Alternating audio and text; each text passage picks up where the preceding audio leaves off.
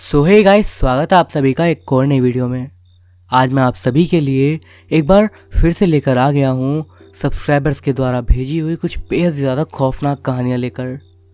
अगर आप मेरे चैनल पर नए हो तो मेक श्योर कि आप इसे सब्सक्राइब करें, क्योंकि मैं आपके ऐसी स्टोरीज लेकर आता रहता हूँ। वेल, इसी के साथ हम बढ़ते हैं आज की अपनी फर्स्ट स्टोरी की तरफ। कुछ महीनों पहले मैं अपने नर्सिंग के अभ्यास के लिए अपने कॉलेज के हॉस्टल में रह रही थी। कॉलेज वालों की तरफ से मुझे हॉस्टल में एक कमरा दिया गया था और कहा गया था कि अभी तुम अकेली रहोगी कुछ टाइम तक। इसके बाद ये कमरा किसी और स्टूडेंट को भी अलॉट होगा, जिसके साथ मुझे रूम शेयर करके रहना पड़ेगा। ये सुनकर मुझे बहुत खुशी हुई थी, क्योंकि आखिरकार मुझे कुछ समय के लिए अपना अलग से एक कमरा मिल गया था जहाँ मैं शांति से पढ़ सकती थी। मैं कॉलेज के पहले साल उस भीड़ भाड़ वाले कमरे में रही थी जहाँ एक पल भी शांति नहीं होती थी। इसीलिए मैं बिना कुछ सोचे समझे इस कमरे में रहने को तैयार हो गई। ये कमरा बाकी हॉस्टल के कमरों की तरह ही सामान्य ही था, पर ताज्जुब की बात यह थी कि इस कमरे में एक बहुत पुराना ड्रेसिंग टेबल था। हालांकि किसी भी हॉस्टल के कमरे में ऐसा ड्रेसिंग टेबल लाना वर्जित है, तो कौन इसे यहाँ रख गया, ये सवाल मुझे उस आईने वाले ड्रेसिंग टेबल को देखकर हुआ। पर मुझे इस सब से क्या मतलब, ये सोचकर मैं दूसरे ही पल अपना सामान समेटने में लग गई। कुछ समय के बाद जब मैं रात के खाने के लिए नीचे जा रही थी, तब मेरी नज़र उस ड्रेसिंग टेबल पर लगे आईने पर गई। जाते जाते कुछ पल के लिए मैं वहीं ठहर गई और कुछ कदम आईने की ओर बढ़ते हुए आईने के सामने खड़ी हो गई। कुछ पल अपने आप को मैं आईने में निहारते हुए इतराने लगी और आईने में देखने लगी। 5 मिनट तक मैं यही करती रही। इसके बाद मैं फिर से डिनर के लिए जैसे ही जाने को मुड़ी, वैसे ही मुझे पीछे से किसी ने आवाज़ दी, तृप्ति। मैंने तुरंत पीछे मुड़कर देखा, पर वहाँ सिवाय आईने के कोई नहीं था। मैं इस आवाज़ को नज़रअंदाज करते हुए कमरे से बाहर निकल गई।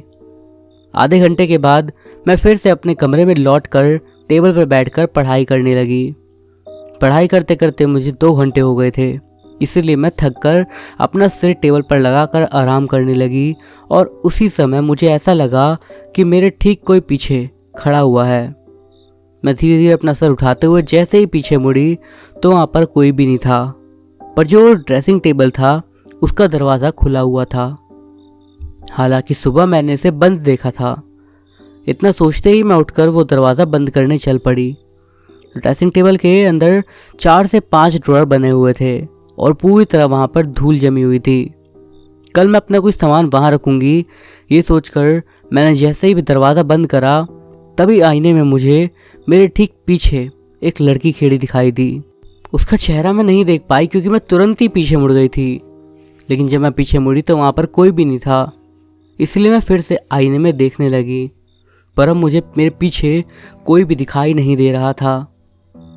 मैंने फिर से आईने में देखा, पर इस बार मुझे आईने में सिर्फ मेरे चेहरे का डर नज़र आ रहा था। मेरी जगह शायद इस पल पे कोई और होता तो इन चीज़ों को एक बार को नज़रअंदाज कर भी देता, पर मैं चूँकि गांव से हूँ और इन सब चीज़ों को अच्छे से जानती हूँ, तो अब तक मुझे अंदाज़ा हो गया था कि इस कमरे में मेरे साथ जो कुछ भी हो रहा है ये वहम नहीं है, और तो और इस कमरे में मेरे अलावा कोई और भी है जो अपनी मौजूदगी का एहसास मुझे बार बार करवा रहा है। बिना समय गवाए मैंने तुरंत फैसला करा कि सुबह होते ही मैं अपना कमरा चेंज कर दूंगी।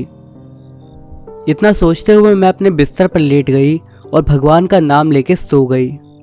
सुबह होते ही मैं अपने हॉस्टल की वार्डन के पास गई और मैंने अपना कमरा बदलने की इच्छा उनके सामने जाहिर करी, पर उन्होंने मेरी बातों पर ज़्यादा ध्यान नहीं दिया और कहा कि अभी सारे कमरे भरे हुए हैं, इसीलिए वो कमरा तुम्हें दिया है। अगर कोई बड़ी वजह है तो बताओ, हम ऐसे ही तुम्हें कमरा नहीं दे सकते दूसरा। मैं जानती थी इन सब का यही जवाब होगा, पर अब सवाल है कि मुझे आखिर क्या करना चाहिए। इतना सोचते हुए मैं अपने रूम की तरफ चल पड़ी। कमरे में आते ही कुछ मिनट तक मैंने उस आईने में वापस देखा, फिर अपने बिस्तर पर आकर लेट गई।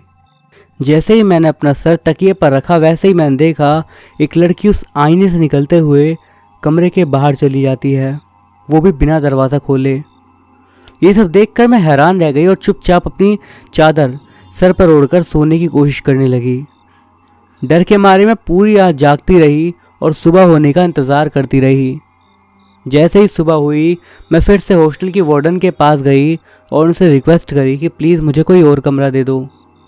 इस बार उन्होंने मेरी बात मानकर कहा कि ठीक है, पर तुम 1-2 दिन रुक जाओ, मैं तुम्हें किसी दूसरे रूम में शिफ्ट करवाती हूँ।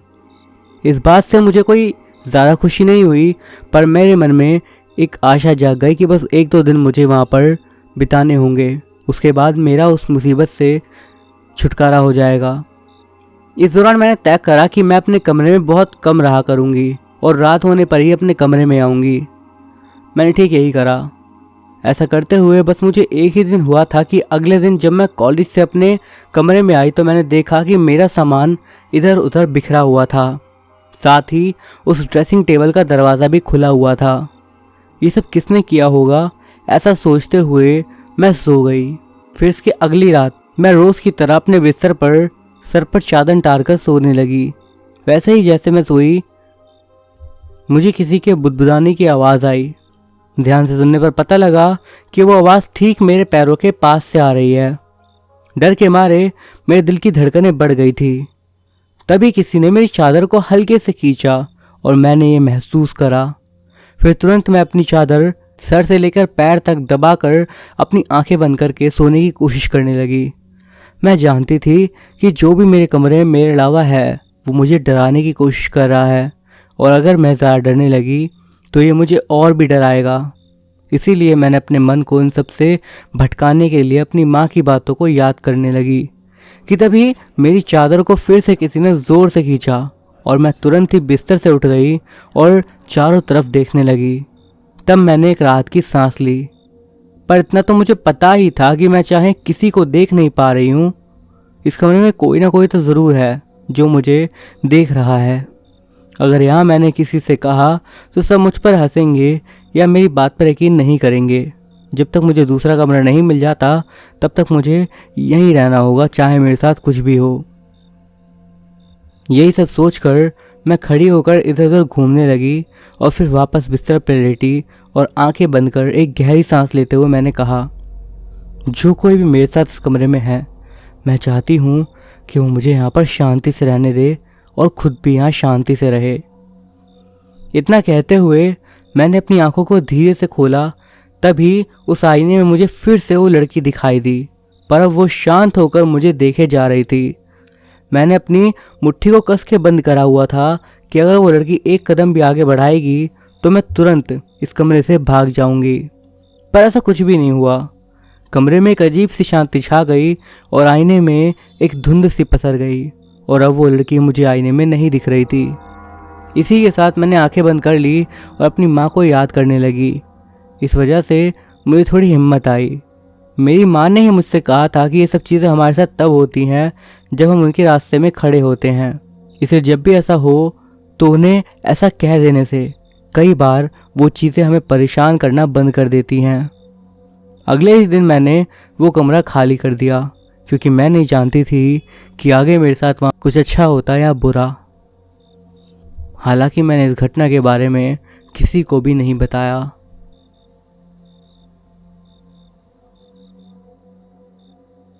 अब रमेश शांत है। डर ने उसको हमेशा के लिए चुप कर दिया है। अब सब पहले ऐसा कहाँ था? ऐसा लगता है मानो डर हमेशा के लिए उसके दिल में घर कर चुका था, उसके दिमाग में, उसकी आंखों में। अब तो डॉक्टर के चक्कर ही बंद हो गए हैं। अब सबने हार मान ली थी। पर केदार के जाने से पहले ऐसा नहीं था। सब कुछ नॉर्मल था। रमेश आज जैसा है वैसा नहीं था, बिल्कुल भी नहीं था। बात तब की है जब रमेश एक स्टील प्लांट में नौकरी करता था। प्लांट काफ़ी बड़ा था और जॉब करने वाले लोग भी बहुत थे। आसपास के लोगों के लिए ये प्लांट रोजी रोटी का साधन था। इसी के चलते रमेश भी शादी के बारे में सोचने लगा था। पिछले ही साल उसने अपना पुराना मिट्टी का घर तोड़ के पक्का मकान बनाया था। रमेश और केदार साथ में आते आते थे। कभी साथ में ही उनकी शिफ्ट भी होती थी। केदार उसके चाचा का लड़का था और वो पास में ही रहता था। केदार ही बहुत मिलनसार लड़का था। गर्मी के दिन थे और आज दोनों दोपहर की शिफ्ट में काम कर रहे थे। केदार रमेश से बोलता है, अरे तू कंट्रोल रूम में जा, मैं साइड देख के आता हूँ, देखता हूँ वहाँ पे सब ठीक है या नहीं। हाँ यार, ये लेबर लोग ध्यान नहीं देते और बॉस हमको गाली देगा, इसलिए खुद से देख लो सब सही है या नहीं। इतना बोल के केदार हेलमेट पहन के साइड पे चला जाता है और रमेश कंट्रोल रूम में आता है।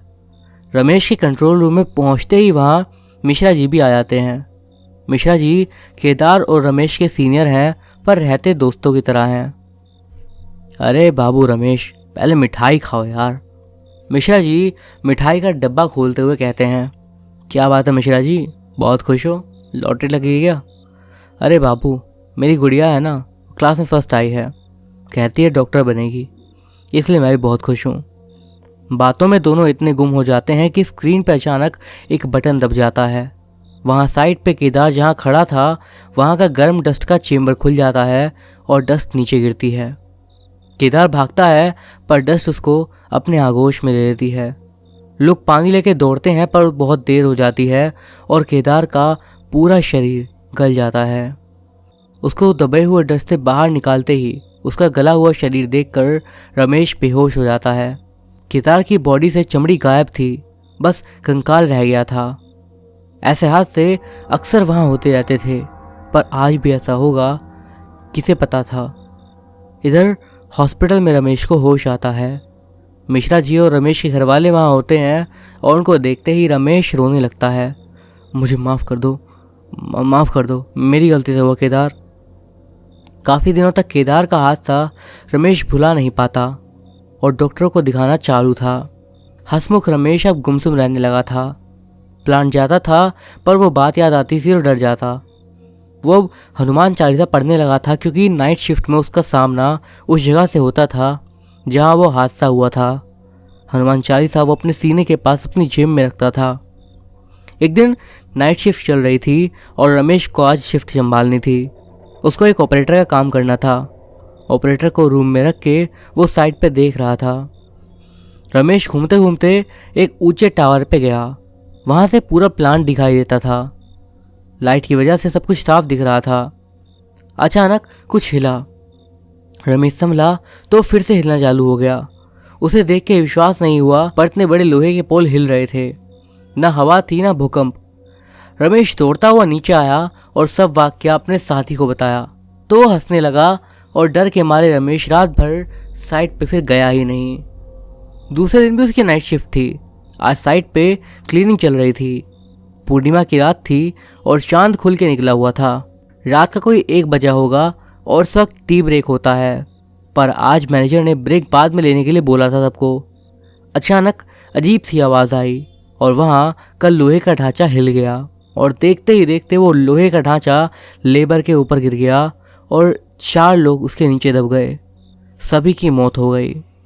सबकी चीखें रमेश के सामने निकली थी और खून बाहर एकदम छन्न से निकला था। और ऊपर देखा तो क्या, ऊपर उसे अपनी आंखों से केदार का साया दिखा जो कि मानो हवा में लटक रहा हो।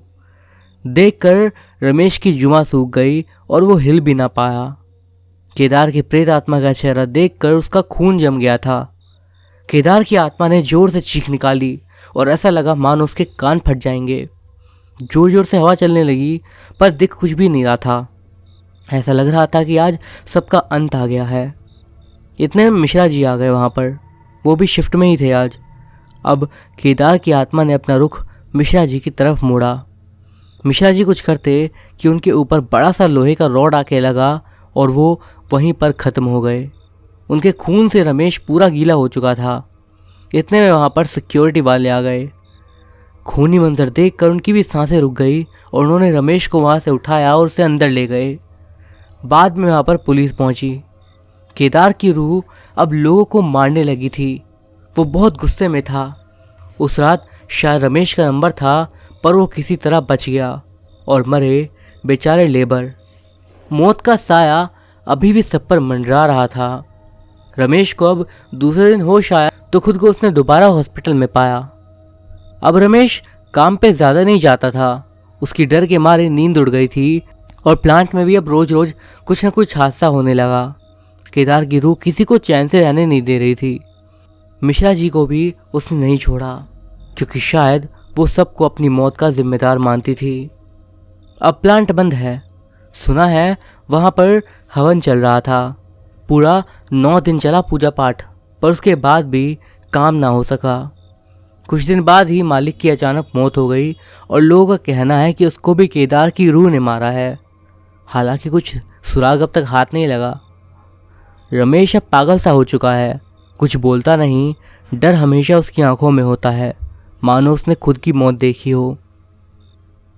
सुनने में आया है अब वो कुछ समय के बाद पागल खाने में जाने वाला है।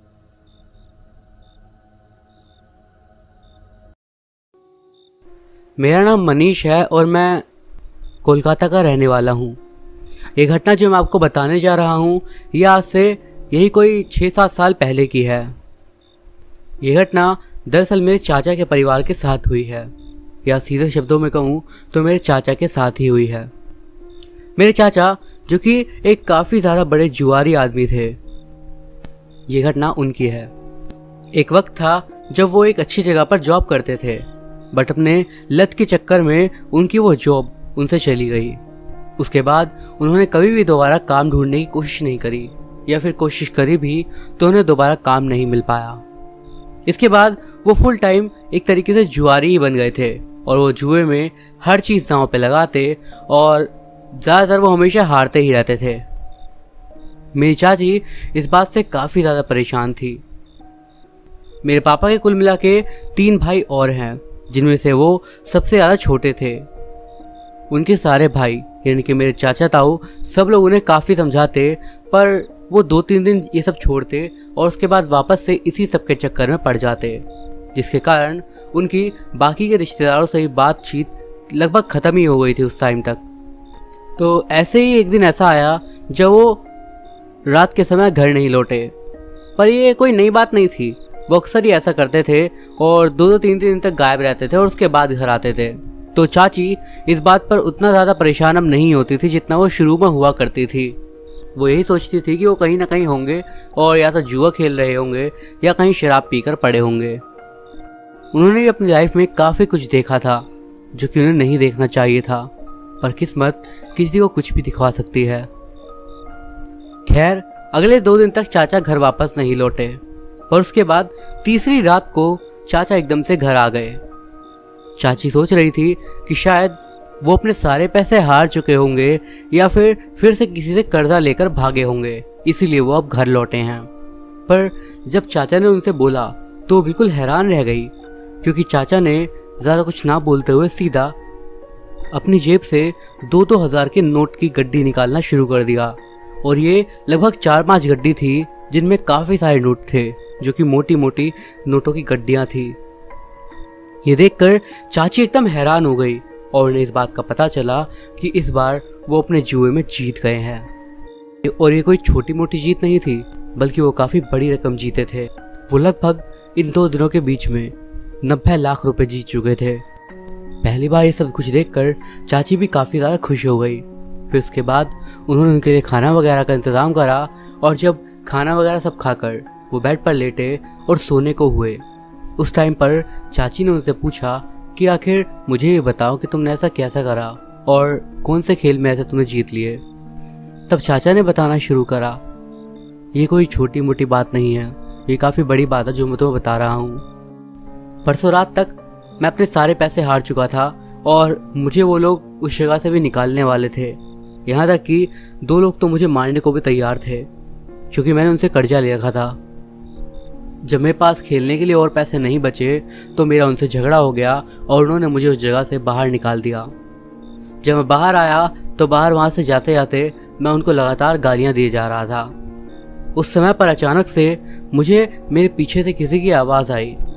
जब मैं पीछे मुड़ा तो मेरे पीछे एक आदमी खड़ा था जो कि मेरी ही उम्र के आसपास का होगा, पर उसके बाल थोड़े सफ़ेद हो चुके थे और उसने एक मोटा चश्मा लगा रखा था। तब उसने मेरे पास आकर मुझसे कहा, अगर तुम्हें जीतना है तो तुम एक पूजा करो। मुझे इसकी बात सुनकर काफ़ी ज़्यादा अजीब लगा, पर उसने फिर मेरे पर काफ़ी ज़्यादा जोर दिया कि मुझे ये करना चाहिए और मुझे बस एक बार ये चीज़ ट्राई करनी चाहिए और मेरा इसमें कुछ नहीं जाएगा। उसने मुझे कुछ इस तरीके से ये सब बताया कि मैं उसे मना नहीं कर पाया। और फिर मैंने उससे पूछा कि आखिर मुझे करना क्या होगा, ये बताओ। तब उसने कहा कि ठीक है, तुम मेरे साथ चलो। वो बंदा अपनी बाइक लेकर वहाँ पर आया हुआ था और उसकी बाइक वहाँ से थोड़ी दूरी पर खड़ी थी।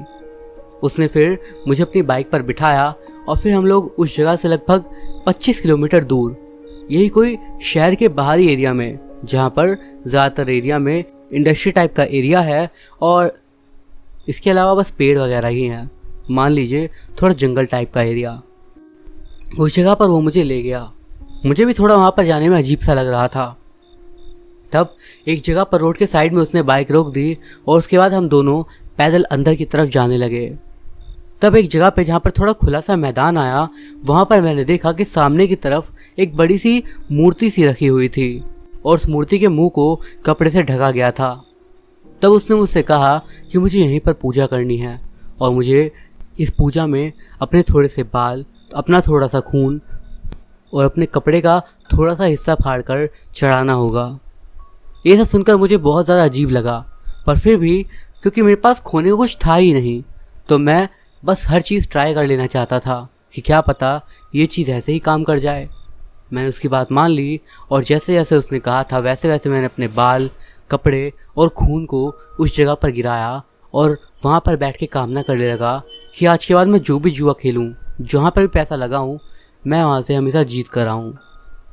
इसके बाद एकदम से थोड़ी देर बाद हवा सी चलने लगी और ये हवा का झोंका एक बार इतनी तेज़ी से आया कि वो जो कपड़ा उस मूर्ति के चेहरे को ढके हुए था वो एकदम से नीचे गिर गया। और जब वो गिरा तो वो देखकर मैं काफ़ी ज़्यादा हैरान हो गया, क्योंकि वो मूर्ति एक तो ऊपर से टूटी हुई थी, पर वो मूर्ति किसी देवता की लग ही नहीं रही थी। वो मूर्ति किसी शैतान की लग रही थी, क्योंकि उसके दांत काफ़ी ज़्यादा नुकीले से थे, आंखें भयानक सी थी और मानो एक तरफ जहाँ का हिस्सा उसका टूटा हुआ नहीं था, वहाँ पर देखकर ऐसा लग रहा था कि वहाँ पर सींग थे। अब ये देखकर मेरे मन में आने लगा कि कहीं मैंने कोई बहुत बड़ी गलती तो नहीं कर दी। और उसके बाद उसने मुझे थोड़ा बहुत अपनी बातों में और बहलाया और मैं वहाँ से चला गया। उसके साथ ही मुझे उसने मेन रोड पर उतार दिया जहाँ पर मैं जुआ खेलने जाता था। उसके बाद उसने मुझे 5,000 रुपये दिए और कहा अब जाकर खेलो। मैं उसके दिए हुए पैसे लेकर वहाँ पर गया और मैंने 5,000 की वहाँ पर जुआ लगाया। उसके बाद मैंने पहले 40,000 और उसके बाद मैंने 1.5 लाख रुपए जीते एक ही बार में। मैं पाकर बहुत ज़्यादा खुश हो गया, पर उसके बाद मैं रुका नहीं और मैं लगातार खेलता रहा। पर जब भी मैं हर बार जुआ लगाता मेरे शरीर में एकदम से थकान सी होती और मुझे ऐसा लगता कि मैं काफ़ी ज़्यादा चल कर आया हूँ, पर मैंने इस बात को नज़रअंदाज करा। चाचा ने जब चाची को बताया तो चाची के मन में ये सब बातें खटकने सी लगी और उन्हें ये कुछ सही नहीं लगा। तब उन्होंने उनसे बोला कि एक काम करिए, पैसे तो आप काफ़ी सारे जीत चुके हैं, अब इन सब पैसों को अपने बच्चों को भविष्य में लगाते हैं और उसके बाद आराम से अपनी ज़िंदगी काटते हैं। आप कोई बिज़नेस कर लीजिएगा और ये सब काम आप छोड़ दो। चाचा ने तब तो ठीक है बोल दिया, पर उसके बाद भी वो रुके नहीं। वो 3-4 दिन के बाद से वापस से वहीं जाने लगे और जुआ फिर से खेलने लगे। उनके मन में काफ़ी ज़्यादा लालच आ चुका था और आप यकीन नहीं मानेंगे कि 2-3 महीने में ही उन्होंने इतनी प्रॉपर्टीज़ ले ली थी। उनके पास इतना पैसा हो गया था जितना मेरे पापा के किसी भी भाई के पास या मेरे पापा के पास भी नहीं था। वैसे बोलने वाली बात तो नहीं है, पर इतना जल्दी किसी के पास भी इतना पैसा आता है तो सभी को किसी न किसी तरह शक तो होता है। पर उस वक्त ये बात किसी को भी पता नहीं चली थी। पर फिर चाचा की तबीयत तेजी से गिरने लगी। जितना उनके पास पैसा आ रहा था उनकी तबीयत उतनी ही गिरती जा रही थी। 1.5 महीने में चाचा का वजन लगभग 15 किलो तक कम हो गया था और चाची इस बात से बहुत ज़्यादा परेशान थी और वो उन्हें महंगे से महंगे डॉक्टर के पास ले आती और उनका ट्रीटमेंट करवाती, पर कोई फ़ायदा नहीं होता। फिर लगभग 2 महीने के बाद एक बार वो फिर से जुआ खेलने के लिए गए और इस बार जब उन्होंने जुआ लगाया तो वो हार गए और जैसे ही उनके सामने वाला शख्स वो जीता, उसी वक्त पे उनकी सांसें एकदम से रुकी और वो वहीं पर गिर गए। सबको पता चला कि उन्हें शायद हार्ट अटैक आया था। किसी ने जैसे तैसे करके वहाँ पर एम्बुलेंस को बुलाया, पर इससे पहले कि एम्बुलेंस वहाँ पर आ पाती उनकी मौत हो चुकी थी। ये दुख का समाचार मेरी चाची तक पहुँचा और वो विधवा हो चुकी थी। वो बहुत ज़्यादा रोई, बहुत ज़्यादा परेशान हुई, पर वो इस बात को अब भी जानती थी कि कुछ न कुछ बहुत बुरा हुआ था उनके साथ। उन्होंने खुद से एक काफ़ी बड़ा फैसला लिया, चाचा का पोस्टमार्टम करवाने का, ये जानने के लिए कि उनकी मौत कैसे हुई। पर इसका भी कोई फ़ायदा नहीं था, क्योंकि पोस्टमार्टम के बाद भी डॉक्टर्स को ऐसा कोई बड़ा कारण नहीं मिला जिस कारण से उनकी मौत हुई हो, सिवाय इसके कि उन्होंने पिछले 2.5 महीने के अंदर अंदर लगभग 25 किलो वजन उनका गिर चुका था। फिर चाची के मन में उसी जगह के बारे में ख्याल आया जहाँ पर जिस मूर्ति के सामने उन्होंने वो सब किया था। फिर कुछ सोच के चाची उसी जगह पर जाकर उस जगह को ढूंढने लगी, उस मूर्ति को ढूंढने लगी, पर उन्हें वहाँ पर कुछ भी नहीं मिला। मेरी चाची कुछ इस कदर वहाँ पर बावली हो गई थी कि वो अगले 3 साल तक लगातार वहाँ पर जाती और हर 2-3 दिन के बाद वहाँ पर जाकर इधर से उधर घूमती रहती कि उन्हें वो चीज़ दिख जाए, वो जगह मिल जाए जहाँ पर चाचा ने वो सब किया था। क्योंकि वो आज तक यही मानती हैं कि चाचा की मौत उसी चीज़ की वजह से हुई जिसकी उन्होंने पूजा करी थी। चाची ने ये बात और किसी को भी नहीं, बस मेरी मम्मी को ही बताई थी, और मेरी मम्मी ने ये बात किसी को भी नहीं बता रखी सिवाय मेरे। मैंने भी घटना आपको बताने का सोचा, पर इसी वजह से मैंने किसी का नाम नहीं लिया यहाँ पर। वैसे ज़रूरी भी नहीं कि आप इस घटना पर यकीन करो, पर क्योंकि ये मेरे साथ मेरे परिवार की सच्चाई है तो मुझे तो उस पर यकीन करना ही पड़ेगा, आप करें या ना करें।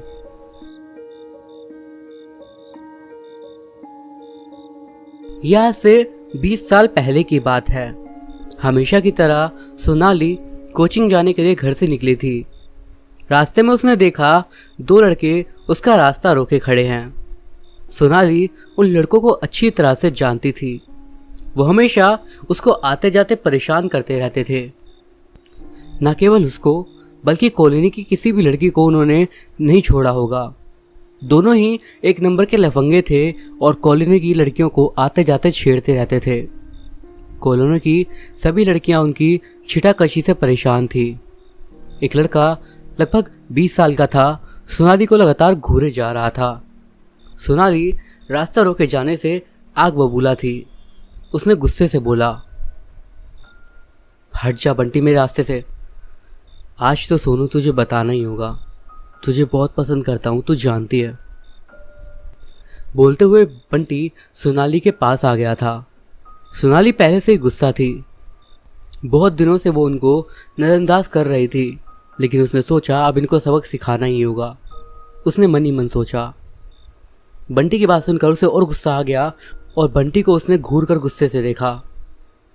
उसने एक जोरदार चाटा उसके गाल पर मारा। तुझे जवाब मिल गया होगा, मुझे ऐसी वैसे मत समझना। आज के बाद मुझे परेशान करा तो मुझसे बुरा कोई नहीं होगा, समझे?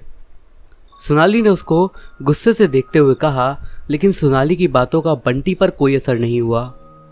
वो उसका हाथ पकड़कर बोला, याद रखना आज का दिन, बदला इसका लूँगा, छोड़ूंगा नहीं तुझे। बहुत घमंड है ना तुझे अपने सुंदर होने पर और अपने सुंदर चेहरे पर। तुझे किसी को चेहरा दिखाने लायक नहीं छोड़ूंगा। चल रोहित। बंटी सोनाली का हाथ झटकते हुए वहां से चला गया। सोनाली भी गुस्से से उसको जाते हुए देखती रही। कुछ दिनों के बाद, ये गर्मियों की रात थी। सोनाली और उसका पूरा परिवार घर की छत पर गहरी नींद में सोया हुआ था। अचानक कुछ आहट सी हुई जिससे सोनाली की नींद टूट गई। उसने देखा 2-3 लड़के उसकी छत पर आ गए थे। उसमें बंटी और रोहित को पहचान लिया था।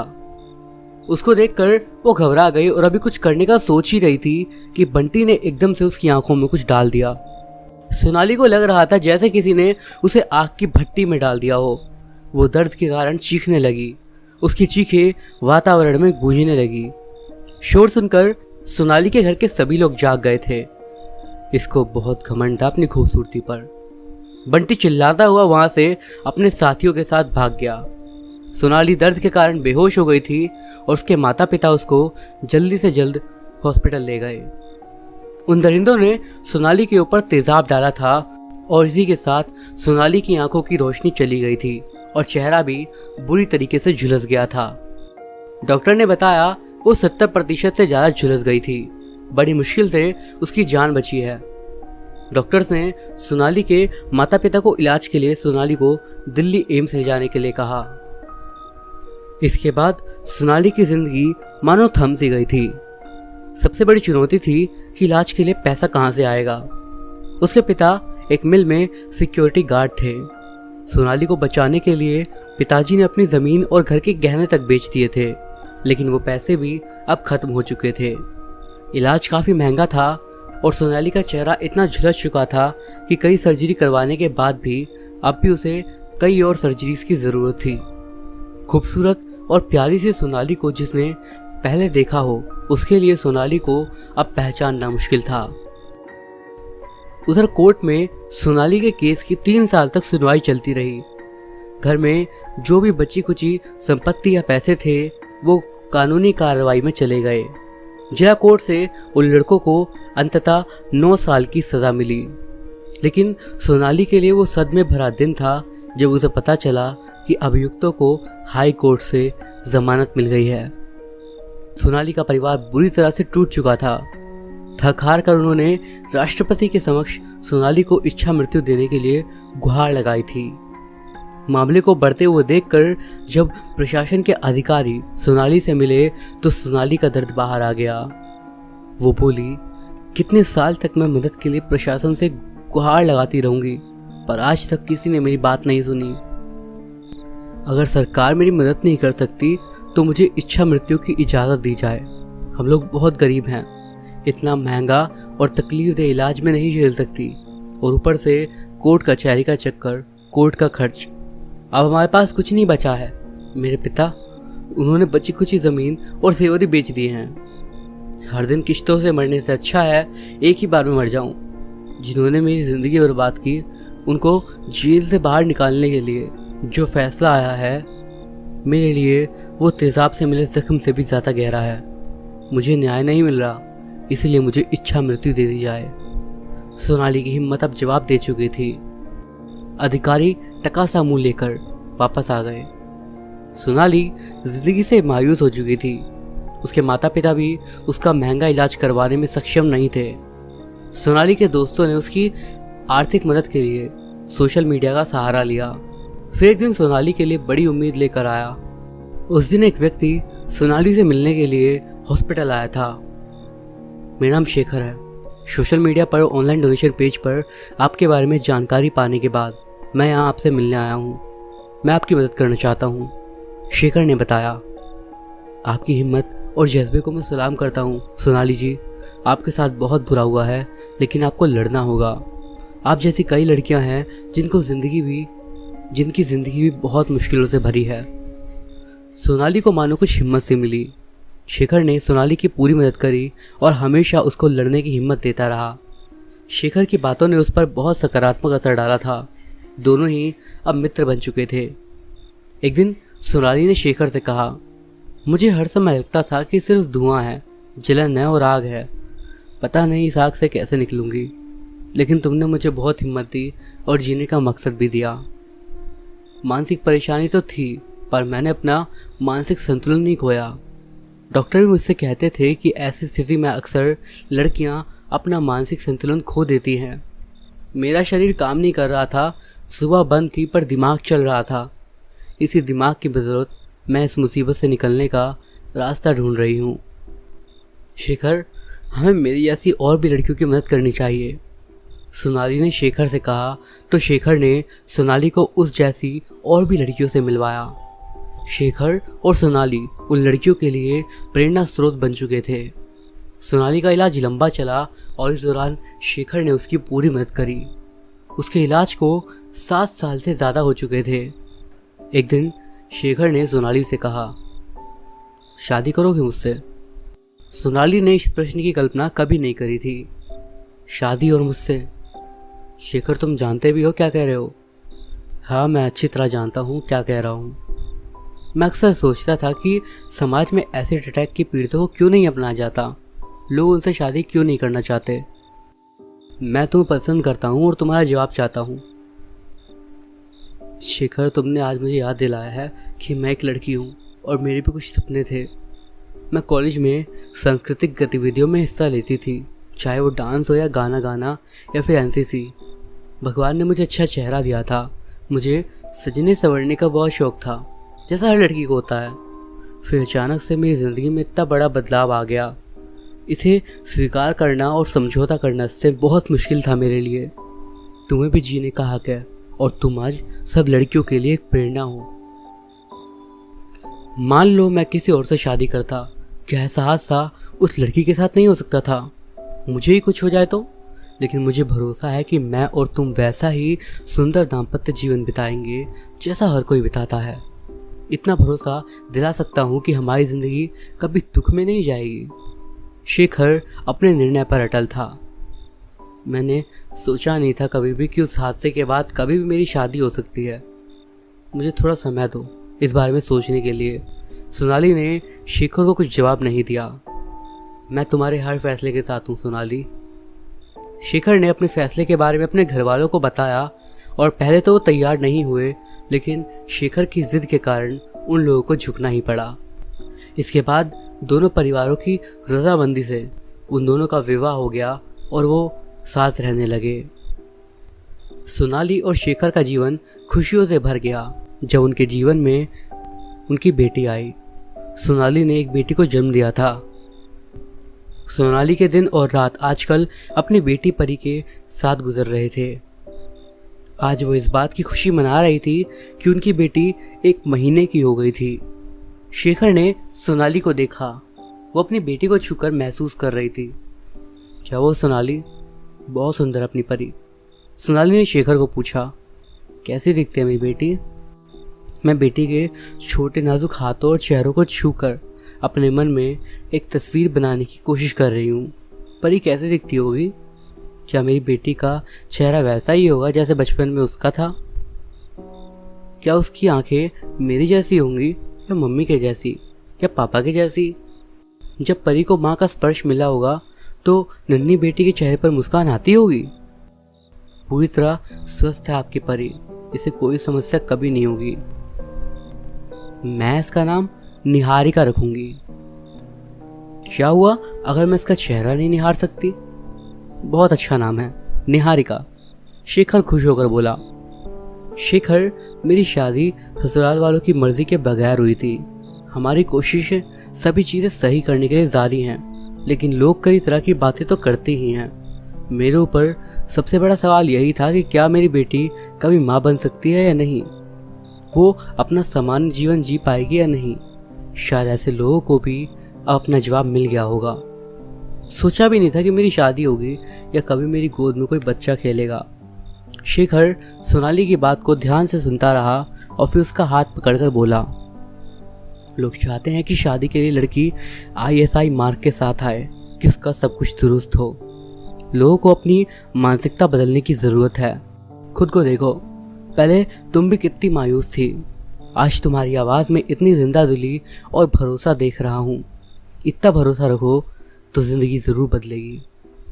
पिछले कई सालों में जिन शारीरिक, मानसिक और मनोवैज्ञानिक तकलीफ़ों से तुम होकर गुजरी हो, उसके बारे में सोचकर ही सिरहन सी दौड़ जाती है मेरे शरीर में। तुमने तो ये सब झेला है, क्या तुम्हें अपना जीवन जीने का अधिकार नहीं था? जबकि तुम्हारी तो कोई गलती भी नहीं थी। हम पूरी कोशिश करेंगे कि कानून में बदलाव हो और लड़कियों के साथ ऐसे दरिंदगी करने वाले वो कभी बच के ना जा पाए और उन्हें कड़ी से कड़ी सज़ा मिले। ऐसे ही हौसला बनाए रखो। तुम्हारी वजह से ही मेरी ज़िंदगी में खुशियाँ लौटी हैं, लेकिन मैं अपने जैसे जिन लड़कियों से मिली हूँ उन लड़कियों की ज़िंदगी में खुशियाँ लौटे, इसके लिए हम पूरा प्रयास करेंगे।